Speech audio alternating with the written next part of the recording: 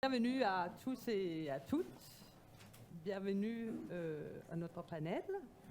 Bienvenue aux bicolores de la mission du Danemark. Merci d'avoir bravé les embouteillages et le métro parisien ou les pistes cyclables pour être ici parmi nous ce soir. Merci également à l'équipe de Bicolore de nous accueillir ici ce soir. Ce soir, ici, dans le cadre de l'exposition Terra Insula, nous allons parler des femmes. Dans l'exposition, la place des femmes dans la recherche médicale est abordée. Ce soir, nous allons faire le point et échanger autour de la question des femmes dans des secteurs historiquement masculins. Nous allons accueillir l'expérience des femmes. Ici, à mon côté, j'ai le plaisir d'avoir Amélie Sémier, si vous voulez lever la main. Vous êtes directrice du musée Rodin, vous êtes conservatrice générale du patrimoine et vous travaillez depuis plus de 20 ans sur la sculpture, les sculpteurs et les ateliers d'artistes. Vous avez dirigé le musée Salkin et Bourdelle. Et en 2020, vous avez, à ce dernier, vous avez fait découvrir au public français le sculpteur Niels Hansen Jacobsen, c'est un Danois, c'est pour ça qu'on rappelle. Et en mai 2021, vous avez pris la direction du musée Rodin, ici à Paris, où vous travaillez aujourd'hui. Et parmi nous, nous avons également Madame Catherine Vidal. Vous êtes neurobiologiste, spécialiste du cerveau et directrice de recherche honoraire à l'Institut Pasteur de Paris. Membre du comité d'éthique de l'INSERM et cofondatrice du groupe Genre et Recherche en Santé. Catherine Vidal, vous avez aussi consacré une partie de votre carrière à la vulgarisation du savoir scientifique, entre autres sur le cerveau et le sexe. Merci beaucoup d'être avec nous. À mon côté, nous avons aussi Madame Ane Damgaard Jensen. Vous êtes la seule danoise dans notre panel, mais quand même parisienne depuis 15 ans. Passionnée du monde aéronautique, Ane Damgaard Jensen, vous êtes actuellement directrice des ressources humaines de la direction courrier, l'aéroport d'Orly et les escales de province, c'est correct? C'est ça. Chez Air France. Et dans votre parcours, vous avez également travaillé en Afrique et au Moyen-Orient. Et si je me rappelle bien, c'était aussi pour Air France. Oui. C'est ça. Et notre dernière intervenante, c'est Madame Magali Michaud. Vous êtes française, mais votre maison se trouve à Copenhague. Vous êtes bioinformaticienne et auteure, compositrice, interprète. Vous êtes ingénieur de formation et vous avez travaillé dans le domaine biomédical à Cambridge, Toronto, Amsterdam et aujourd'hui à Copenhague, où vous travaillez sur la plateforme, je lis un peu parce que c'est très technique, sur la plateforme de géoménique des centres Novo Nordisk Foundation sur les protéines et la biologie des cellules souches. L'actualité chez vous, c'est en 2021, c'est aussi que vous avez créé votre premier album qui vient de sortir en août 2021. Bienvenue toutes, parce qu'on n'est que féminin ici dans le panel. Et merci beaucoup d'être avec nous ce soir. Mais avant qu'on se lance dans les échanges, je souhaite poser quelques questions à vous, notre public, pour sentir un peu la température de la salle. Et j'espère que vous êtes d'accord avec ça, et après, vous me dites ce que vous pensez. D'abord, est-ce que vous avez le sentiment que votre genre définit totalement ou en partie ce que vous faites dans votre vie professionnelle? Si votre réponse est oui, merci de lever la main. Il y a une main là, deux, passant. Deux personnes dans la salle? 3? Vous êtes timide, hein? Mais c'est pas grave. Alors, ma deuxième question, c'est au travail, c'est plus simple d'être un homme ou une femme? Si vous pensez que c'est plus simple d'être un homme, merci de lever la main. Voilà, on est plus, il y a plus de personnes qui pensent que c'est plus simple d'être un homme au travail. Ok. C'est intéressant. En fait, on aura aussi l'occasion, à un moment donné dans le débat, d'échanger plus aussi avec nos intervenantes, si vous avez des questions plus tard. Mais d'abord, j'aimerais bien me tourner vers vous, Catherine, avec ma première question. Les filles jouent à la poupée et les garçons aux voitures. Pourquoi?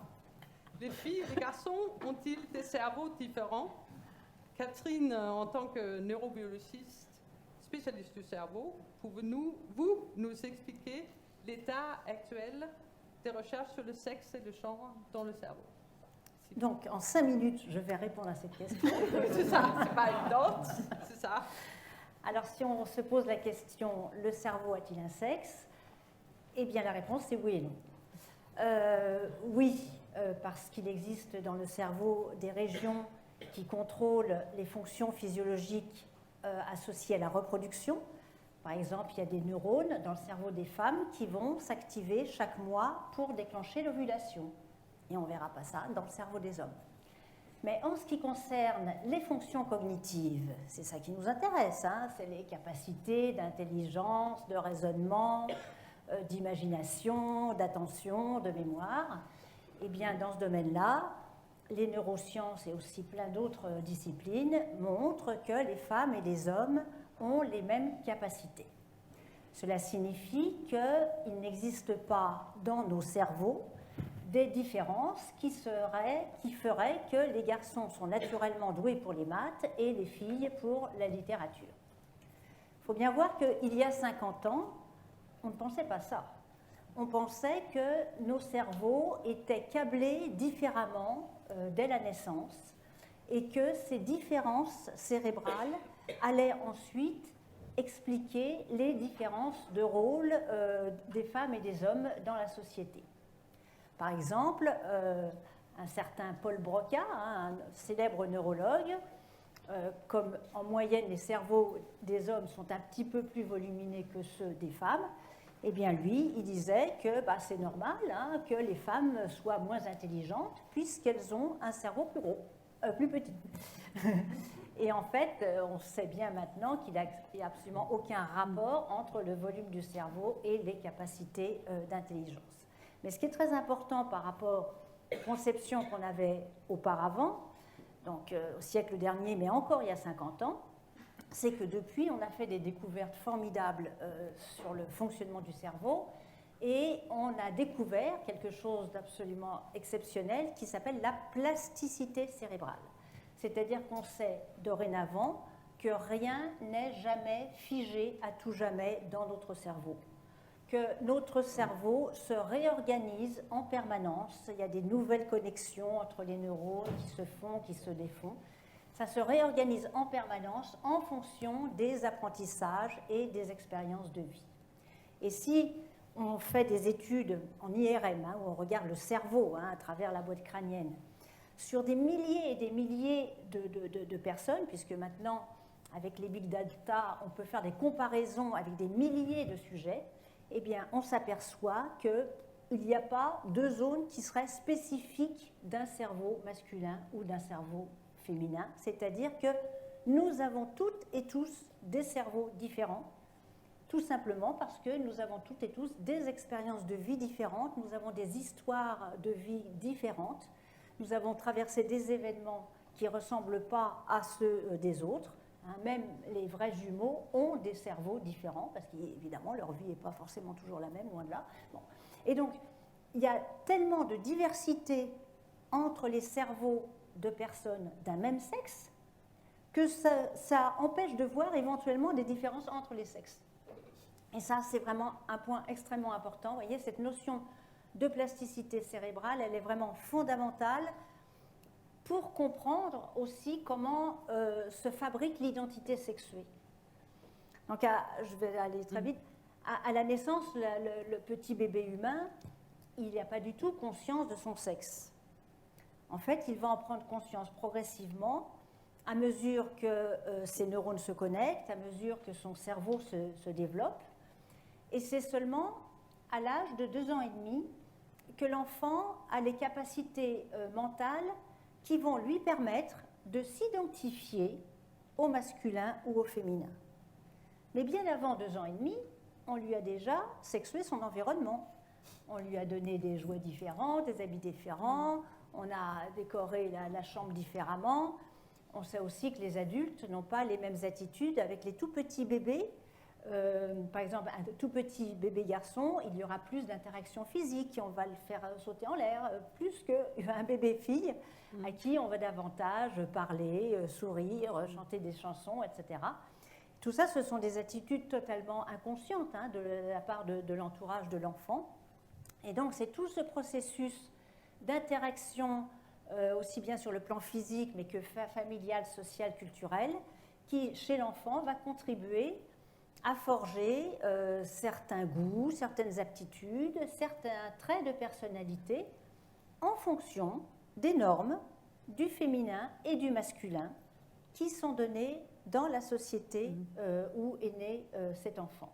Et donc, la notion d'identité sexuée, elle se construit progressivement, elle n'est pas donnée à la naissance, et cette construction progressive est rendue possible justement grâce à la plasticité du cerveau. Et ce que vous dites, c'est que construit par la société et pas forcément par le cerveau. Pardon ? En fait, du coup, excusez-moi, en fait, du coup, en conclusion, on peut dire que, en fait, du coup, le sexe est construit plus par la société que le cerveau sur certains domaines. Bah, écoutez, je vais reprendre la façon... Non, en fait, du coup, c'était juste pour, je pense... Je veux dire que c'est l'environnement au sens large, social, culturel, familial, qui va contribuer à forger les cerveaux, des garçons, des filles, et ça continue justement, les influences de l'environnement à l'âge adulte continuent aussi, c'est-à-dire là, depuis que vous m'entendez, il y a des nouvelles connexions qui se sont faites dans votre cerveau. C'est ça. Super. Vous avez développé peut-être, j'espère, une sorte de curiosité, et hop, ça se connecte. Super. Et je me tourne vers vous, Amélie. Vous m'avez dit que c'était au moment où vous êtes devenue manageuse que la conscience que vous êtes femme est venue. Pourquoi à ce moment? Et en même temps, vous avez dit que le rôle de manager ne devrait pas être genré. Pouvez-vous nous expliquer vos pensées par rapport à cela? Pour le faire très, très bref, moi je suis d'abord historienne de l'art, conservatrice du patrimoine, et en France, mais c'est vrai en fait largement ailleurs, c'est une filière qui est une filière plutôt vocationnelle. On y va parce qu'on a la passion de l'art, vraiment. C'est une filière qui est donc surreprésentée en femmes. C'est Nathalie Heinisch qui a très bien travaillé sur ces cursus et ces profils-là, et qui dit que probablement c'est parce que pendant très longtemps, la rémunération était plus faible, nettement plus faible, donc moins attirante, et que le recrutement professionnel était plutôt dans les milieux socio-professionnels qui faisaient que la femme apportait un salaire d'appoint au mieux. Donc toutes sortes de choses qui socialement expliquent pourquoi j'étais environnée, en faisant mes études à l'école du Louvre, de plutôt 70% de femmes. En passant le concours, on était en France, on passait un concours d'entrée dans une école d'application qui s'appelle l'Institut national du patrimoine, en passant le concours pour devenir conservatrice. On appelait ça conservateur à l'époque où je l'ai passé le concours, d'ailleurs. C'est très symptomatique, une manière de mettre un mot masculin pour prendre une forme de pouvoir, pour faire des raccourcis brutaux. Eh bien, nous étions, et c'est encore le cas en 2020, en 2020 sont sortis conservateurs et conservatrices, 20 femmes pour 13 hommes, Et puis ensuite, l'étape d'après, c'est de diriger un établissement patrimonial. Et donc, c'est assez clairement visible dans les dernières enquêtes. Le ministère de la Culture s'attache à faire des enquêtes annuelles très régulières publiées au moment de la Journée de la femme, avec une politique assez volontariste. On reste encore dans les établissements patrimoniaux, muséaux en particulier, de l'ordre du 40%, entre 33, 35 et 40% selon le type d'établissement culturel, de femmes. Pour le reste d'hommes. Vous voyez, c'est assez intéressant. Donc ça veut dire que vraiment, il y a des questions. Et moi, j'ai eu un parcours très simple. En fait, j'ai pris cette filière parce que j'en étais passionnée. J'ai passé le concours parce que je trouvais que c'était la bonne manière de continuer.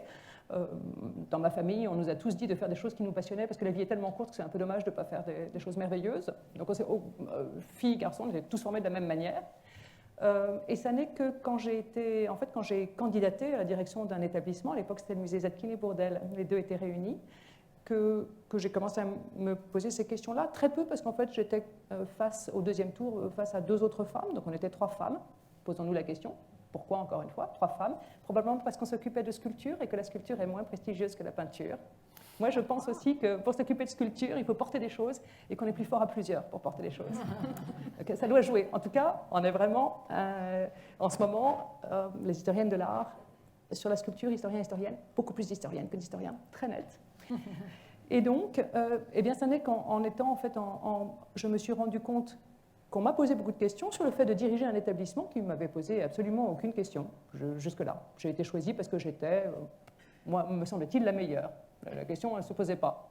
C'est bien ridicule, hein? Et donc, maintenant, en fait, je suis ravie de participer à cette discussion parce que ça permet aussi de se questionner sur soi-même, ses propres motivations, son propre profil, pourquoi est-ce qu'on est là.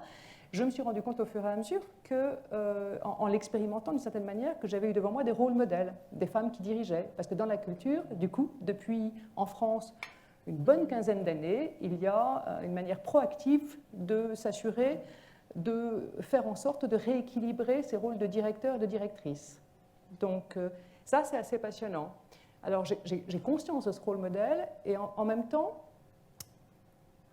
j'aimerais bien que ça ne soit pas une façon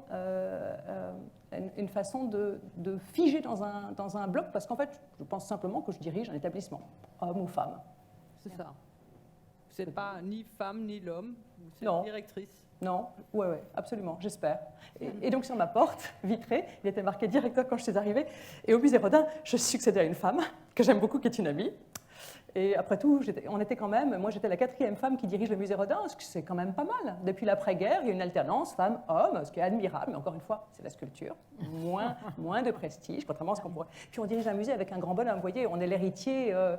C'est le musée Rodin, c'est l'héritier d'Auguste Rodin qui a légué à la nation ses biens et qui a demandé à ce que le musée Rodin fasse respecter ses droits. Donc c'est un peu impressionnant. On est une femme dirigeant un établissement, un musée qui est dédié à un homme. En ce moment, on a cette exposition Picasso-Rodin que vous avez vue sur tous les murs de métro. 2 hommes. Donc forcément, on se pose des questions aussi sur nos places en tant que femmes, défendant la mémoire d'un homme environné de femmes qui ne serait rien sans les femmes. Oui. Merci beaucoup. C'est un peu long, pardon. Et aussi, j'ai oublié de dire que bien sûr, s'il y a quelque chose qui vous fait réfléchir de ce que l'un et l'autre disent, n'hésitez pas aussi à réagir et répondre par rapport à ça. Mais d'abord, j'ai aussi une question à vous, Eine. Vous êtes directrice des ressources humaines pour le personnel d'Air France des aéroports français. C'est comment pour vous d'être femme dans votre poste actuel? Et aussi depuis vos débuts chez Air France, j'ai compris que c'est une expérience assez positive. Oui, pour ceux qui connaissent bien donc, le monde aéronautique et le monde des transports en général, c'est vrai que c'est un milieu plutôt masculin. Il y a probablement des raisons très historiques par rapport à ça, mais c'est vrai qu'on a une culture d'ingénieurs très forte donc, chez Air France. Donc, même si aujourd'hui il y a beaucoup de femmes ingénieurs, Donc historiquement, on est vraiment dans un secteur qui est très dominé par des hommes. Mais quand je suis arrivée en 2008 chez Air France, je me suis assez rapidement rendu compte, mais au fur et à mesure, que finalement, j'avais intégré une entreprise très, très profondément convaincue par justement l'importance de l'égalité entre les hommes et les femmes. En fait, on ne m'avait jamais posé la question. J'avais intégré l'entreprise en 2008 à 29 ans. On ne m'avait jamais posé la question, est-ce que tu vas faire des enfants? Je m'attendais presque à ce type de questions à mon âge, étant en couple, et probablement les personnes en face de moi voulaient savoir est-ce que j'allais m'absenter pendant un moment. Jamais on m'a posé ce type de questions, je m'attendais presque à ce type de questions. 2 ans après, quand on m'a proposé un poste au Moyen-Orient, où je me suis dit, est-ce que ça va aller, une jeune femme, sans forcément non plus une culture française, donc est-ce que je vais arriver à diriger des hommes et des femmes dans 5 pays au Proche-Orient, et on m'a dit, mais bien sûr, aucun souci. Et en effet, aucun souci. Pendant 3 ans, ça s'est très bien passé. Je ne me suis jamais quelque part heurtée à des problématiques de cet ordre-là. Et pareil en Afrique. Donc je me suis dit, mais pourquoi j'ai justement ces questions dans ma tête qui justement reviennent de temps en temps. Et en effet, on a parfois ces idées, donc justement, et on ne sait pas trop d'où elles viennent, mais justement, l'entreprise dans laquelle je suis travaille activement pour qu'on ne se pose plus ces questions-là. Et du coup, chez nous, par exemple, on a depuis 2002 une politique assez active, donc on a des accords qu'on signe tous les 3 ans avec les organisations syndicales sur justement l'égalité entre les hommes et les femmes. Et c'est via ces accords-là qu'on arrive à faire mieux que ce que la loi nous impose. Donc c'est quelque chose qui est très important pour l'entreprise. Et aujourd'hui, je ne peux pas dire que c'est un résultat de ça, mais notre directrice générale, c'est quand même une femme. La présidente du conseil d'administration d'Air France KLM, c'est une femme. La femme qui dirige du coup aussi Air France Industrie, Air France KLM Industrie, donc toute la partie vraiment lourde industrielle, etc., c'est une femme. Ils s'appellent tous Anna, d'ailleurs, c'est pas une... mais du coup, c'est très important pour nous, quelque part, d'avoir ces modèles devant nous. Et c'est vrai qu'on en a besoin pour justement se dire, en fait, il y a des possibilités qui s'offrent à nous. Et donc oui, en effet, ça a plutôt été une expérience très positive. Et à un moment... on m'avait proposé aussi, dans le cadre de ces accords qui étaient conclus, de faire une formation, donc femme de talent. Et je me suis dit, mais pourquoi on me propose cette formation? En fait, est-ce que j'ai besoin d'être aidée? Je n'ai pas besoin d'être aidée, moi, donc ça va. En fait, je l'avais presque mal pris à l'époque. Mais en fait, non, je me suis encore une fois rendu compte que non, il y avait des choses en moi que je pouvais encore travailler, des positionnements, etc., qui n'étaient peut-être pas les bons.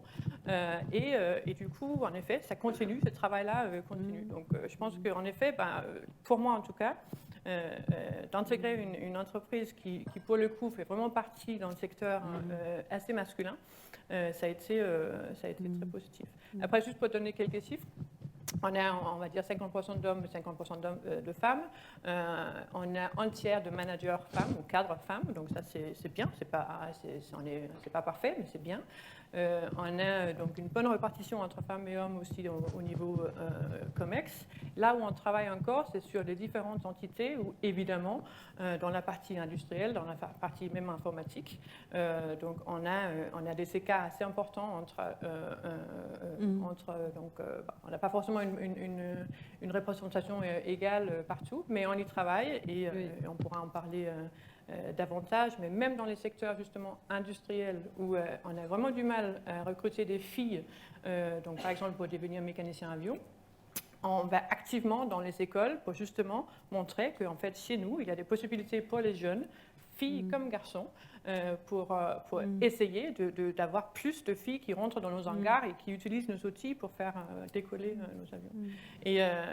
Mais c'est toute une question de modèle et de montrer le chemin qui a bien marché pour nous.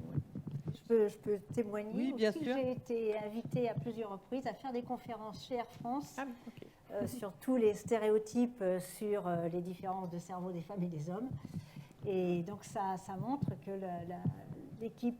les équipes dirigeantes avaient vraiment une préoccupation pour essayer justement de favoriser tout ce qui est égalité et mixité dans l'entreprise.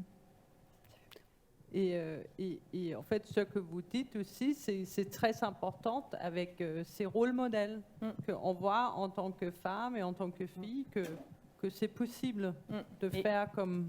Oui, il faut, quelque part, moi je me rappelle très bien d'un moment que j'avais eu très tôt dans ma carrière, quelqu'un qui m'a dit qu'il était ma supérieure hiérarchique à l'époque, et elle m'a dit, le jour où tu deviendras DRH, n'oublie pas de me recruter dans ton équipe. Je me dis, mais la blague, mais en fait, mais du coup, elle voulait me faire passer un message en disant, en fait, tu peux aller là où tu peux aller là où tu veux.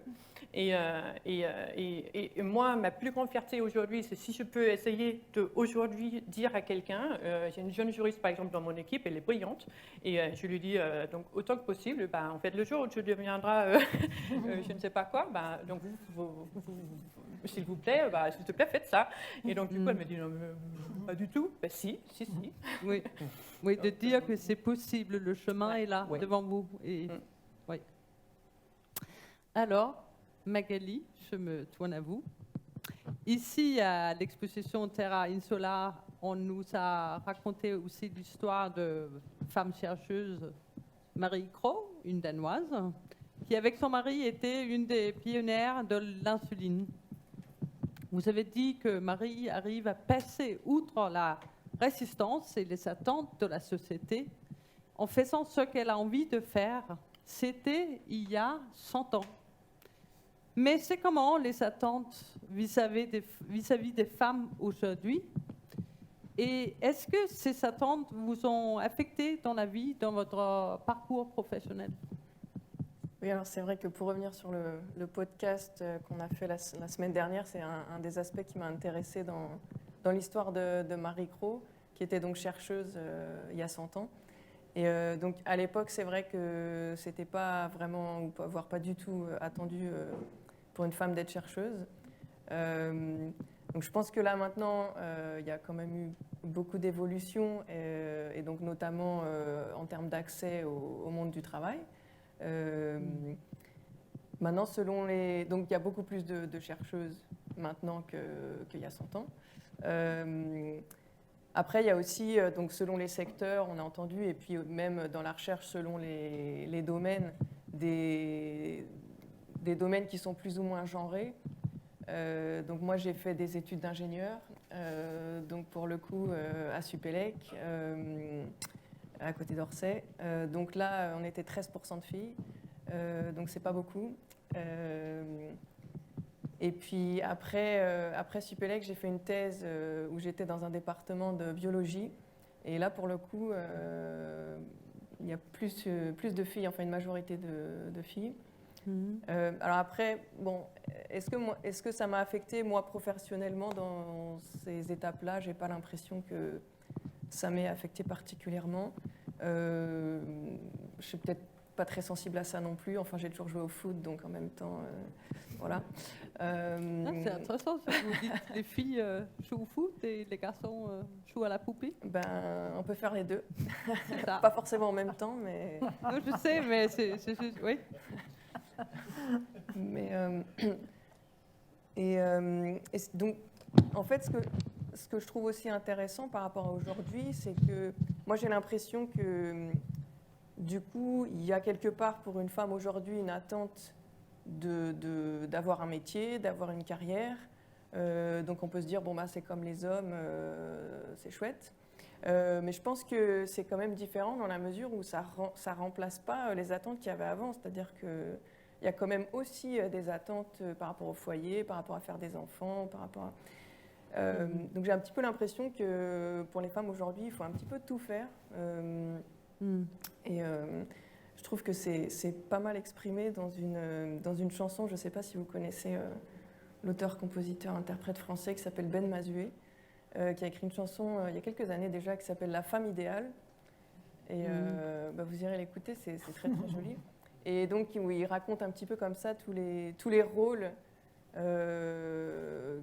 qu'une femme va essayer d'avoir, et puis en expliquant tu ne peux pas tout faire en fait. Après, on se pose la question, est-ce que c'est des attentes qu'une personne se met elle-même. Est-ce que c'est des attentes qui viennent de l'extérieur? Comment tout ça est lié? Bon, je n'ai pas les réponses évidemment, mais c'est intéressant de se poser la question. Et après, il y a aussi, enfin, donc moi je dirais dans le domaine professionnel, j'ai pas vraiment, je pense, été affectée par ça. Comme le disait, je crois, Anne, jamais on m'a demandé sur les projets de bébé ou les choses comme ça, les entretiens, tout ça. Enfin, c'est assez calé. Par contre, dans la sphère privée, je trouve que ça, il y a encore des attentes là qui sont plus marquées. Et donc là, par exemple, je parle de la maternité. Je pense que pour une femme, si on te demande t'as pas d'enfant, tu dis non, assez souvent on te demande pourquoi. Ouais. Et un homme, t'as pas d'enfant, bon. Mais une femme, il faut quand même expliquer pourquoi. Il faut avoir une raison, quoi. C'est à peu près accepté, mais il faut quand même expliquer, quoi. Oui, c'est ça. Donc quelque part, c'est-à-dire qu'il y a bien des attentes, quoi. Mais voilà. Très intéressant. J'aimerais bien peut-être avoir les réactions de Aine et Amélie et Catherine par rapport à ce que Magali a dit. Concernant les attentes, est-ce que nous, les femmes, il faut qu'on est capable de tout faire? Personnellement, je trouve que le mot attente est peut-être pas suffisamment précis. Mm. Je parlais de la notion de stéréotype. Les stéréotypes, ça veut dire que c'est une image qu'on se fait de ce que doit représenter un homme et une femme et quels sont ses rôles dans la société, au sens large aussi, que ce soit dans la vie privée ou dans la vie professionnelle. Donc cette notion de stéréotype, idée reçue, préjugés, c'est quelque chose qui est très important parce que souvent ils sont invisibles. Et donc justement dans les entreprises, ce qui est important, c'est de rendre visibles les stéréotypes invisibles pour justement favoriser, que ce soit enfin, dans tous les domaines finalement, quelque part l'égalité des chances. L'égalité des chances, déjà, ça commence à l'école. Oui. Juste pour bien comprendre, quand vous dites que c'est invisible, ça veut dire que c'est des non-dits. C'est des choses. Les stéréotypes, ils sont intériorisés. C'est-à-dire qu'ils sont intériorisés de par le fait que, comme je le rappelais tout à l'heure, depuis la plus tendre enfance, tout ça, ça se forge très très tôt chez les enfants. L'environnement, le regard des adultes, y compris le milieu scolaire, familial, vont faire que l'enfant va se retrouver dans un environnement où il va adopter les normes. Et évidemment, ce n'est pas parce qu'à un moment, quand on est jeune, on a été très influencé par ces stéréotypes que ça va rester toute la vie. Grâce à la plasticité cérébrale, on peut évidemment changer toute la vie. On peut changer d'idée, on peut changer de style de vie, on peut découvrir des nouvelles passions. Enfin, je veux dire, justement, rien n'est figé. Mais il y a des moments dans la vie, par exemple les adolescents sont très souvent, hélas, dans des comportements qui correspondent aux normes. Et après, on mature, on vit des expériences, et après on va exprimer sa propre personnalité par rapport aux itinéraires qu'on va choisir. Mais c'est toujours un sujet important, et c'est pour ça, enfin je terminerai rapidement, le plus important c'est à l'école, parce qu'à l'école, l'orientation scolaire, quand même, généralement, les garçons, les sciences et les techniques, et les filles, la littérature, les langues et tout ça, bon, ça reste encore un énorme clivage. Et comme l'orientation scolaire va ensuite avoir des conséquences sur l'orientation professionnelle, donc ça explique pourquoi encore il y a vraiment des métiers ont encore un sexe. Oui. Il y a des... Beaucoup. Et malgré... Enfin, faut pour faire avancer les mentalités sur ces sujets-là, c'est très long. Et même si on sait qu'on a les mêmes capacités, les vieux stéréotypes, ils reviennent à la charge. Le problème, il est là. Oui, j'aimerais rajouter quelque chose par rapport à est-ce que la femme doit être capable de tout faire. Je pense qu'aujourd'hui, on est presque plus, si je le tourne dans l'autre sens, que l'homme aussi commence à devoir pouvoir tout faire. Parce que, par exemple, cet été, on a bien, aujourd'hui, 28 jours de congé paternité pour les nouveaux papas. Donc, il faut quand même que les entreprises s'adaptent au fait qu'aujourd'hui, les hommes peuvent aussi s'absenter pendant un moment et comment les entreprises vont faire. Donc, je pense que dans les métiers où il y a justement beaucoup d'hommes, donc ça va être quelque chose qui va être... on aura besoin d'accompagner ce changement-là.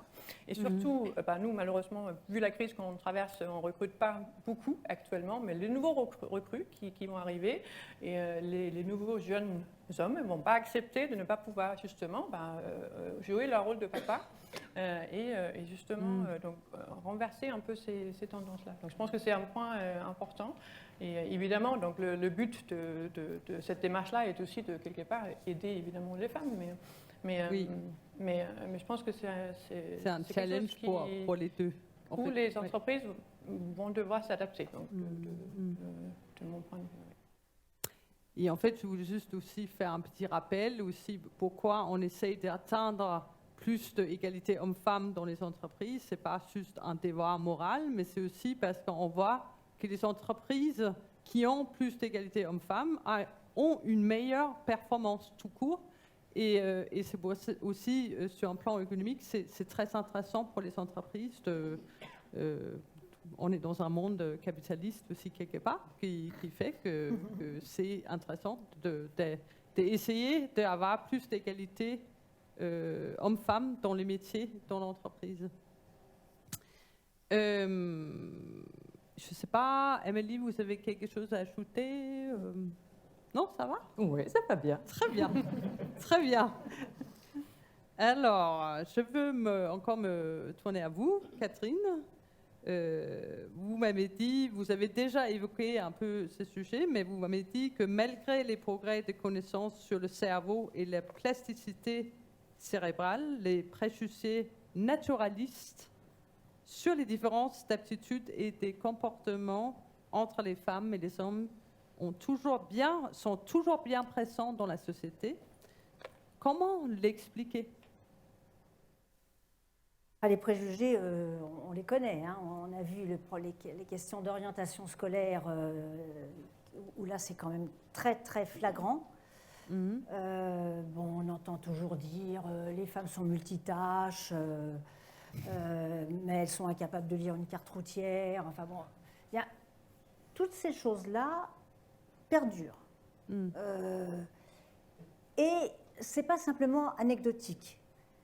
Ça veut dire que ça laisse croire que les femmes, c'est comme ça, elles ne sont pas douées pour s'orienter dans l'espace. Donc ça veut dire que, quelque part, c'est la nature, hein, la biologie qui ferait qu'elles n'ont pas justement ces mêmes capacités que les hommes pour s'orienter dans l'espace. Alors, il y a des gens qui disent « Ah mais oui, parce que pendant la préhistoire, les femmes restaient dans la caverne et les hommes allaient chercher le mammouth. » On peut dire que ce sont des spéculations totalement fantaisistes, hein, parce que ça laisse penser que nos cerveaux à l'heure actuelle seraient le même que pendant l'âge de pierre, ce qui est quand même pas vraiment le cas. Donc, si vous voulez, on trouve toujours des arguments naturalistes ou essentialistes pour dire « Ah, mais c'est normal, c'est la nature ». Alors, on dit aussi « Ah, c'est leurs hormones hein. ». Oui, alors elles ont des sautes d'humeur, elles sont parfois un peu nerveuses, hein, parfois... ça, c'est... Bon. Vous voyez, il y a des arguments qui ne sont absolument pas basés sur des faits scientifiques, mais qui font qu'on va toujours trouver une raison naturelle, soi-disant, parce que si c'est naturel, on ne va pas lutter contre la nature. Hein, voilà. Donc ça, c'est un vrai poison, ces idées essentialistes, parce que ça bloque l'évolution des mentalités et ça bloque aussi la réalité des relations sociales, la réalité des relations professionnelles, parce que ces stéréotypes, ils vont faire qu'on va dire, ben voilà, il y a des métiers masculins et des métiers féminins. Et il va y avoir aussi des phénomènes d'autocensure, c'est-à-dire les filles ou les garçons vont se dire, ah ben, je vais plutôt aller par là, plutôt qu'aller dans ce sens-là. Bon. Et ce qu'il faut, c'est avoir enfin, c'est un gros sujet, hein, pour qu'il y ait cette égalité des chances, hein, pour les femmes et les hommes dans leurs itinéraires de vie au sens large. Et ça, c'est un gros boulot. Et merci beaucoup. Et notamment, Aine, vous avez parlé du fait, quand vous avez fait le programme Talent Femmes, que notamment, vous avez senti qu'il y avait des positionnements en tant que femme qu'il y avait peut-être à travailler. Et c'est peut-être à ça qu'on reçoit inconsciemment quelque part. On ne sait pas où ça vient de l'éducation, où ça vient. Mais moi aussi, je sentis en tant que femme parfois qu'il faut bien se lever et dire « Hey, je sais faire ». Mais en fait, c'est ça que vous dites, Catherine, c'est qu'on peut travailler ça et être plus... Parce que si je comprends bien, vos entreprises, vous êtes dans vos entreprises, il y a une conscience de ces stéréotypes et vous les travaillez de... Oui, on travaille sur plein de sujets. On travaille aussi sur le sexisme au quotidien. On travaille sur plein de sujets, mais c'est un peu différent. Mais en effet, par exemple, j'ai une bonne copine justement qui a commencé dans les années 90 en tant que mécanicienne avion au sein de notre école, etc.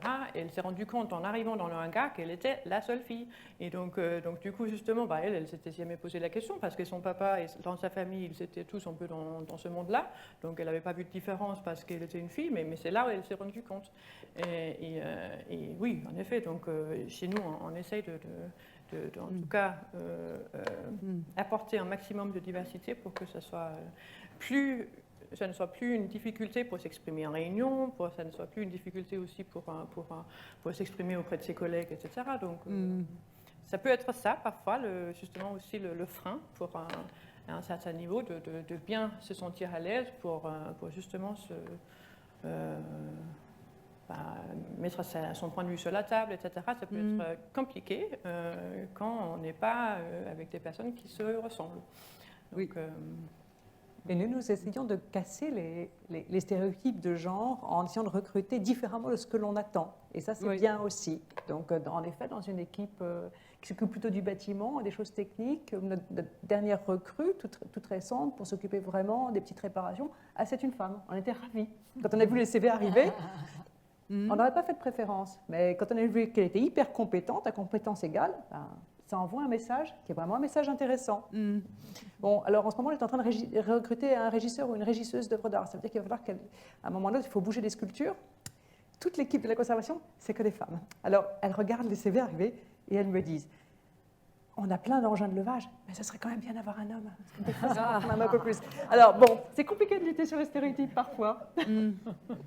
Mais là, vous faites exprès de recruter une femme pour des métiers vus masculins. Oui, ça permet d'envoyer des messages qui ne sont pas forcément verbalisés, mais qui sont visuellement très forts. Ouais. Corinne, elle est là, au musée, vous la voyez en train de bricoler dans tous les sens, c'est formidable. Oui.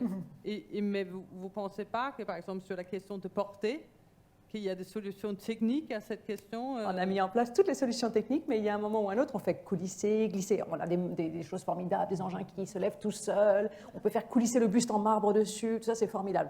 On peut. Mais il y a un moment où, quand même, quand on est dans la chose un peu moins lourde, des fois, c'est quand même bien d'être à deux. Et des fois, il y a un tout petit peu plus de force du côté homme. Parce qu'à un moment ou un autre, il faut passer par la main.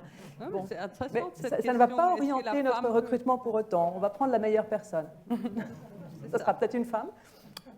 C'est possible. Peut-être, il y a une femme certaines plus femmes forte. sont plus musclées que certains hommes. Ça, c'est bien vrai. Mais dans les vrai, ça. Mais dans ces profils d'historiens de l'art, c'est hein, pas assez musclé. Ils ne font pas assez d'exercices. Musclé. Il faut regarder les activités sportives. Absolument. Uniquement des culturistes. Voilà. Maintenant, j'ai une question à vous toutes. Comment faire en sorte que plus de femmes accèdent aux postes de responsabilité? Comment faire qu'il y a une égalité de chance entre les hommes et les femmes? Qu'est-ce qui marche vraiment? quelles sont les bonnes pratiques, les bonnes approches, mais au-delà des bonnes intentions. J'aimerais bien qu'on parle du concret. Qu'est-ce qu'on va faire pour ça? À vous de prendre la parole, peut-être, là-dessus. Oui. Non, moi je ne sais pas, je n'ai pas la réponse. Non, mais moi, ce que je trouve intéressant sur qu'est-ce qu'on peut faire, c'est justement, on a un petit peu commencé à l'évoquer, mais identifier en fait les biais qui sont inconscients. Et donc en particulier à l'Université de Copenhague, on a depuis 3 ans, j'ai eu plusieurs ateliers qui sont mis en place pour un institut, avec quelqu'un qui est spécialisé dans les biais inconscients et donc qui nous parle de plein de choses. Et alors évidemment ça va au-delà du sujet dont on parle, mais c'est une des applications. On parle aussi de racisme, on parle de plein de choses. Et c'est vraiment très intéressant. Et un exemple pendant cet atelier, moi, que j'ai trouvé assez frappant, et donc dont on a déjà un petit peu parlé sur à quel point les jeunes enfants sont déjà soumis à un environnement qui est genré. En fait, donc, c'était une expérience qu'ils avaient faite aux États-Unis avec une classe, je pense, première ou deuxième classe de maternelle. Donc, les enfants ont 3-4 ans. Et puis, on leur demande de dessiner des métiers, des personnes qui font des métiers. Alors, bon, c'était en anglais, donc en plus, il n'y avait pas d'article masculin-féminin pour les métiers, mais donc un chirurgien, un pompier, un infirmier. Alors, bon, voilà.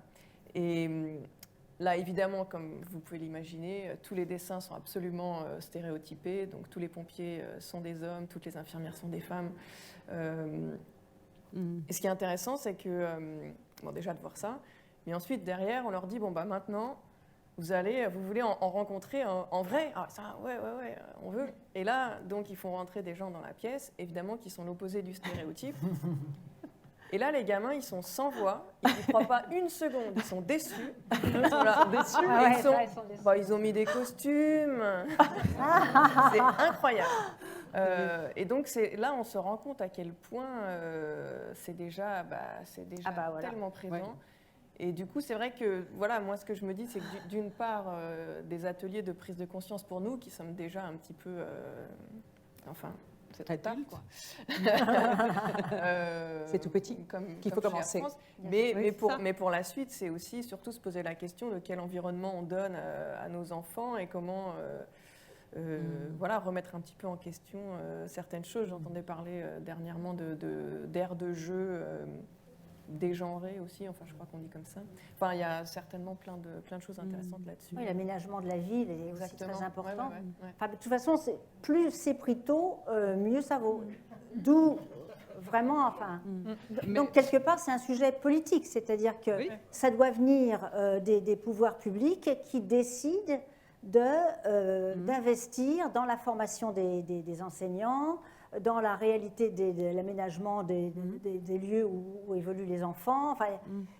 Donc il faut une volonté politique pour justement tendre vers une égalité des chances. Et ça ne se fait pas comme ça. Et pour ça, il y a beaucoup d'associations qui sont très actives, qui vraiment servent d'aiguillon pour les politiques, parce que ça ne vient pas du haut, tout ça, ça vient du bas. Oui. Bon, moi, je fais partie de l'association Femmes et Sciences, où, comme vous le disiez, on va dans les écoles pour justement montrer aux garçons et aux filles qu'il y a toute une palette de métiers formidables qu'on peut faire et que les choses ne sont pas là comme ça stéréotypées. Bon, il y a aussi l'association Femmes et Maths, il y a l'association Femmes Ingénieurs. Alors, il y a beaucoup d'associations dans ce qui est sciences et techniques, parce que c'est là où le déficit est très, très important. Donc, c'est ça qui justifie. Mais, comme vous le savez, il y a aussi un gros déficit dans l'informatique, alors que ce sont des métiers d'avenir. On n'arrête pas de nous le dire, que ce sont des métiers d'avenir. Et là, il y a vraiment quelque chose. Il y a même une régression de femmes dans les métiers liés au numérique et à l'informatique. Donc, et pourquoi? Parce que ça s'est forgé dès le plus jeune âge. Et c'est vraiment grave. Et je pense que c'est très vrai que c'est les pouvoirs publics qui doivent prendre des décisions, mais juste pour vous donner l'exemple aussi qu'une entreprise peut faire quelque chose, l'entreprise Lego vient de décider qu'ils ne veulent plus sortir des jouets genrés. Et ça, en fait, je pense, avec des années, ça, c'est une grande progrès qu'on va voir, parce que c'est un des jouets le plus joué au monde. Et le fait de dire que, comme un principe, on ne fait plus de jouets genrés, ça peut peut-être aussi changer quelque chose.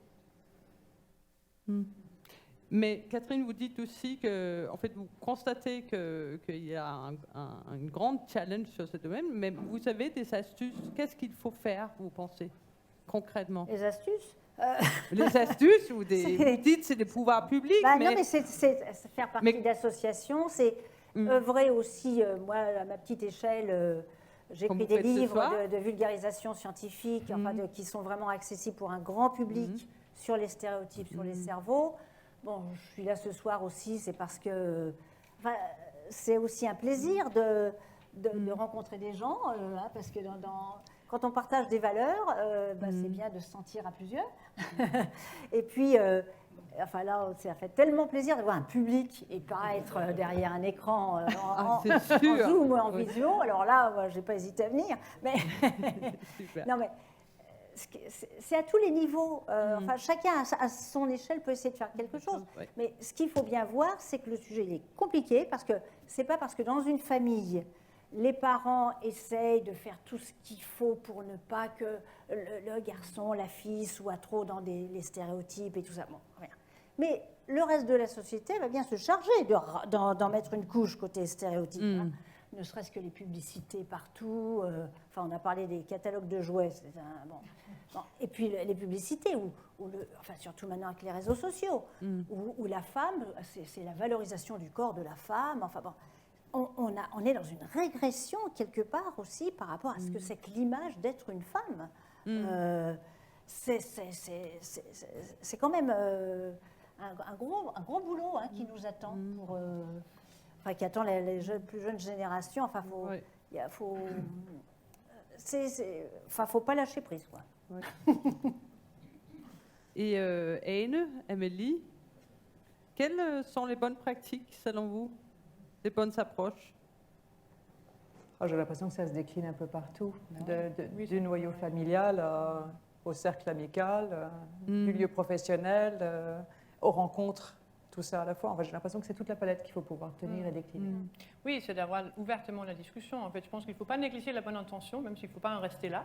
Mais la bonne intention, tout commence quand même avec une volonté, une bonne intention de vouloir changer les choses.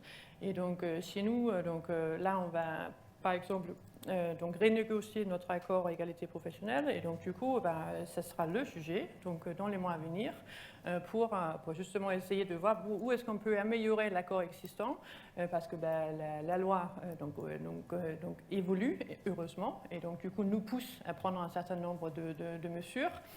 Il y avait sous Muriel Pénicaud en effet l'index sur l'égalité homme-femme qui était introduit, qui nous a aussi positionné vis-à-vis d'autres entreprises, et c'est intéressant de voir où nous en sommes.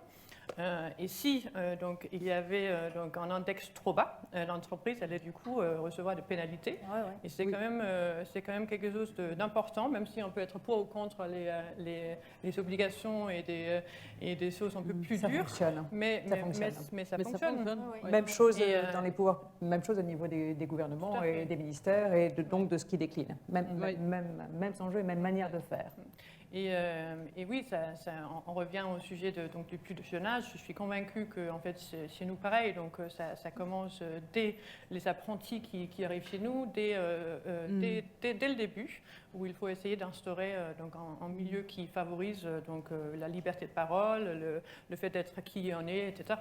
Moi, je me rappelle une fois, dans une vie professionnelle antérieure, j'avais rencontré une PDG d'une grosse entreprise française qui était en talons très hauts et en veste rose de Chanel. Je me suis dit, mais franchement, ça, elle n'avait pas besoin de s'habiller comme un homme pour justement pour exercer son métier qui était dans un milieu extrêmement masculin. Et je me dis, bon, là, si on peut être comme ça, c'est pas mal.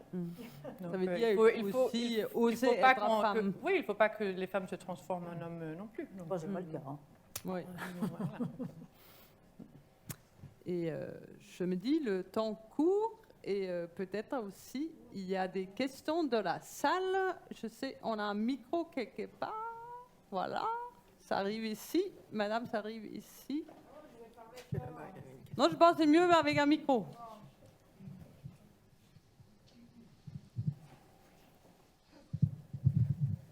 Merci. Moi, je suis journaliste.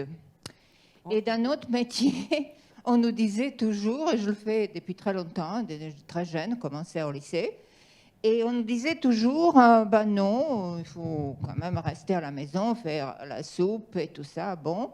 Et en plus, tu ne seras jamais payé comme moi. Même tu as fait les mêmes études, tu as fait des langues étrangères, tu sais faire la danse et tout ça. Non, moi je serai toujours ton patron parce que je suis mieux payée. Alors cette question, vous n'avez pas abordé cette question de financière, hein, qui est tellement importante. Moi j'ai l'impression qu'on va arriver nulle part si tous les gouvernements ne proclament pas pour le même travail, même salaire. Qu'est-ce que vous en pensez? Oui, c'est un point très pertinent, les différences salariales entre hommes et femmes. Et là, la France et le Danemark, on est à peu près au même niveau. Il y a une différence de 38% en France et 39% au Danemark, non? C'est pas ça? Non, il y a environ 25% globalement des rémunérations entre femmes et hommes, mais parce que ça prend en compte le fait que les femmes sont beaucoup à temps partiel. Et si on fait des comparaisons, c'est-à-dire à diplôme égal, poste égal, là, on est dans les 12-13%. Donc, c'est-à-dire que même en compensant, eh bien, il y a toujours une différence. C'est ça. Voilà. Et enfin, il y a beaucoup d'études, de statistiques qui sont faites partout dans le monde sur ces sujets-là. Hein. Je veux dire, c'est pas du tout. C'est ça. Il y a des sources extrêmement sérieuses. Hein. Il suffit quand on fait des recherches là-dessus, voilà. Et donc, on n'arrive pas, hein, ces 10-12%, on n'arrive pas à faire que ce soit plus égal. Mais là aussi, on a un rôle comme dirigeante, dirigeants et dirigeantes de la même manière. Et là, très clairement, les outils, la législation, les outils mis en place permettent de regarder ça de très près. Et donc, dans les indicateurs de l'égalité femmes-hommes, parce que c'est comme ça qu'on l'appelle, comme femme, il y a, entre autres, un métier égal, rémunération égale. Ça fait partie des indicateurs, c'est très important. Et pour vous dire des choses très personnellement, quand j'ai négocié mon propre salaire de directrice du musée Rodin avec mes interlocuteurs du ministère, une des éléments de réflexion, c'était alors, à dimension égale, d'établissement égal, un homme qui le dirige, même âge que vous, même carrière, même genre de carrière que vous, même salaire. Voilà. Donc, ça veut dire que ça progresse, en fait. Mais je pense que c'est vraiment à tous les niveaux de la société. Ça veut dire que chacun doit s'engager de ce côté-là et qu'on doit être très vigilant. Et j'imagine aussi chez Air France. Oui, tout à fait, on a des mesures, donc, mais je pense que c'est bien connu par tous. En effet, on a des mesures tous les ans. Où, en effet, s'il y a des femmes qui sont en décrochage salarial, donc il y a une mesure spécifique dans une négociation salariale qui justement permettent de remettre à un niveau un certain nombre de personnes. Et justement, avec le but d'essayer de réduire les écarts. Parce que oui, c'est une réalité. Voilà, après. Et parfois, parce que parfois on dit que c'est, en fait, nous les femmes, on est juste plus mauvaises en négociation. Qu'est-ce que vous pensez? Ça, je pense que c'est vrai, ça.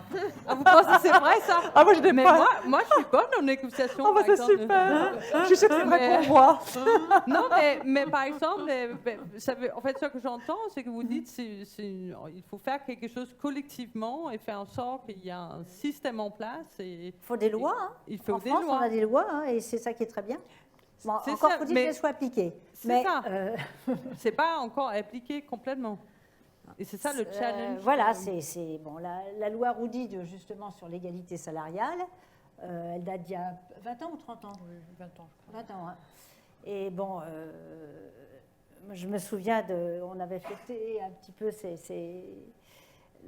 cet anniversaire, entre guillemets, parce que c'était quand même un travail pionnier à l'époque. Et Elisabeth Roudy nous disait, moi je suis quand même, je suis une sorte d'exception, hein, j'ai fait une loi qui a quasiment jamais été appliquée. Ouais, mais c'est bien fait. Ouais. Mais il faut dire que dans l'index instauré par l'ancienne ministre du Travail, il y a bien la partie rémunération. Et donc l'entreprise est bien cotée quelque part aussi sur la partie rémunération. Donc ça fait 10% en fait de la totalité. Mais ça, c'est pour les grandes entreprises, si j'ai bien compris. Non, en fait l'index s'applique à toutes les entreprises de plus de 50 salariés, Ok.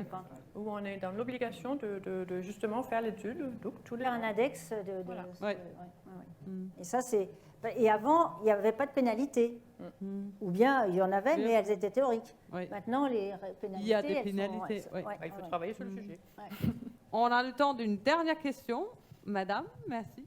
Oui, je vais évoquer un sujet certes tarte à la crème et elephant in the room, Covid. Oui. Alors, Covid et femmes, on lit beaucoup d'études sur le fait que finalement cette situation a fait régresser l'égalité des femmes, tout simplement parce qu'elles ont beaucoup de travail à la maison, parce que très vrai. C'est les très, très emplois sont plus précaires, parce qu'elles travaillent beaucoup plus dans des secteurs qui ont été menacés. Un, est-ce que vous avez conscience de ça? Deux, est-ce que dans vos entreprises, vous avez mis des mesures en place spéciales pour les femmes Covid? Enfin, en période de Covid. Enfin, excusez-moi, je peux faire une brève réponse. Bon, je fais partie du comité d'éthique de l'INSERM. Notre colloque annuel, c'est demain. Et moi, je fais partie du groupe qui s'appelle Genre et Recherche en Santé. Et cette année, on a publié un rapport sur justement les effets de la crise de la Covid-19 sur les inégalités de santé entre les femmes et les hommes. Et donc, c'est vraiment un sujet qu'on a abordé de front. Et vous pouvez aller voir sur Internet, sur le site de l'INSERM, comité d'éthique, et vous aurez ce rapport écrit dans un langage toujours très simple. Vous aurez ce rapport sur les effets de la crise de la Covid, les effets du confinement et les questions de santé femmes-hommes. Magali, est-ce que vous avez une réaction par rapport à ça? Moi, je ne crée pas de loi dans mon entreprise. Hein. Non, je sais, mais vous avez senti dans vos équipes, par exemple vos collègues, femmes plus affectées que même si c'était peut-être pas pour vous, mais...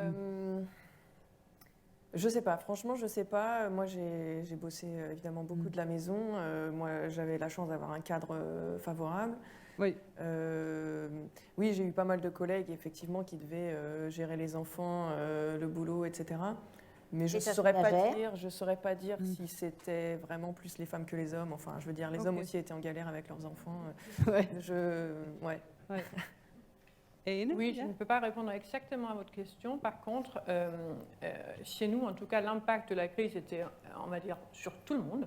Donc, parce qu'il n'y avait pas vraiment, si on était pilote ou navigant commercial ou agent à l'aéroport ou RH ou autre, donc on était tous impactés. Donc, ce qu'on a peut-être tiré comme expérience de la crise, c'est plus toute l'évolution qui a eu lieu ensuite. Donc, avec le télétravail qui a été beaucoup mieux du coup encadré ensuite. Donc, on a évolué beaucoup sur ce plan-là, et je pense que c'est aussi au bénéfice des femmes, donc comme les hommes. Mais en tout cas, donc il n'y a pas eu d'impact spécifique donc sur la période de la crise uniquement sur une population des femmes, parce qu'on était en gros tous très concernés. Enfin, d'après les enquêtes de l'INED, de l'INSERM, enfin tout ce qui est, parce que il y a eu beaucoup de travaux faits là-dessus. Bon, les conditions du confinement n'ont pas du tout été les mêmes pour les femmes et les hommes. Bon, s'il y avait du télétravail, les hommes avaient leur bureau pour faire leur télétravail, tandis que les femmes, elles étaient dans la salle à manger ou je ne sais trop quoi. Beaucoup devaient assumer donc s'occuper des enfants, le suivi scolaire, plus les charges domestiques.